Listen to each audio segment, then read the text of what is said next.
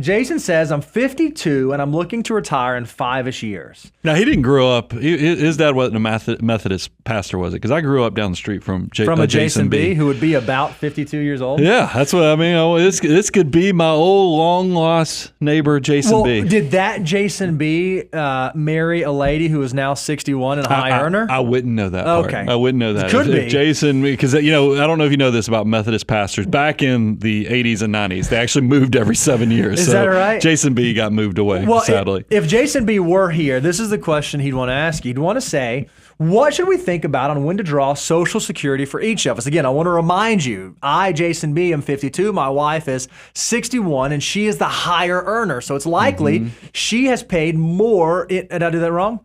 I'm 52. Oh, but I'm the high earner. So she's 61. She is older, but the lower earning spouse. He's younger, but the higher earning spouse. When it comes to Social Security, is there a strategy that might make the most sense for them? Or maybe, why don't you just talk in general so it's not specific advice? What are the different ways that people approach Social Security and things you can think about as you get there? By the way, Jason, this is a great question, and it's kind of a unique thing about Social Security is that Social Security, you do have household maximums, but in a lot of ways, the government still looks at your credits and your earnings history as your own. So that creates some unique planning opportunities, and it's not uncommon that you will look at the spouse, I'm trying to word this correctly, the spouse that is not earn as much as the higher earning spouse, and you can potentially turn that on and they use their benefit for a number of years. Meanwhile, the higher earner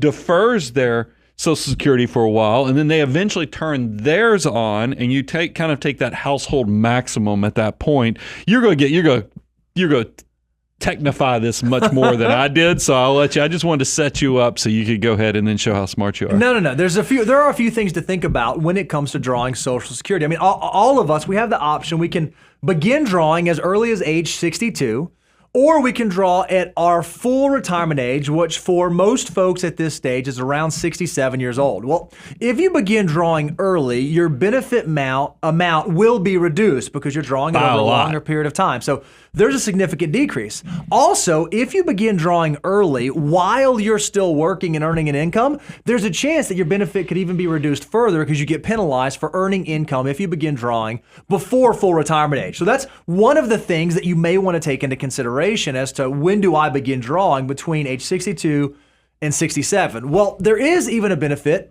if you wait from 67 all the way out until age 70, which is the latest you can defer Social Security. 8%. You get an 8% embedded annualized rate of return on your Social Security increase. So there's a lot of benefit for folks in waiting till age 70. Well, when you're married and when you're spouses, a lot of people don't recognize that for lower earning spouses, their benefit is equal to either the benefit on their own earnings record or half of their spouse's full retirement age benefit. So in the strategy that Brian was describing, sometimes it makes sense for the lower earning spouse, lower benefit spouse to begin drawing at age 62 on their own record. And then when the higher earning spouse gets to full retirement age and begins drawing theirs, the lower earning spouse would automatically be increased up to 50% of their benefit. So it's a really unique strategy that's available for some people to take advantage of. Again, this is where personal finance becomes incredibly personal. And what makes sense for one couple or one individual might not be the exact thing that makes sense for another couple or another individual.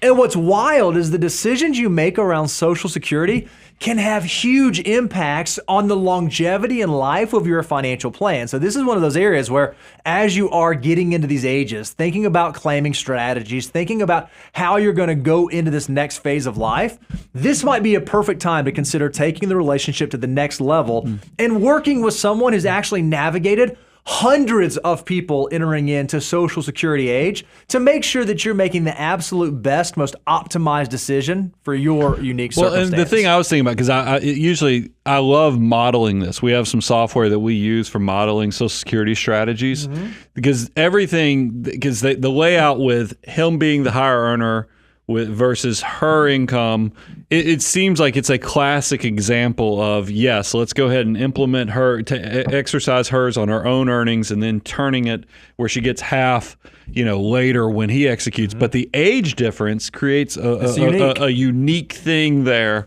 that I don't feel comfortable completely saying it's a no-brainer. That's because right. I just want to model it to see because maybe she needs to defer.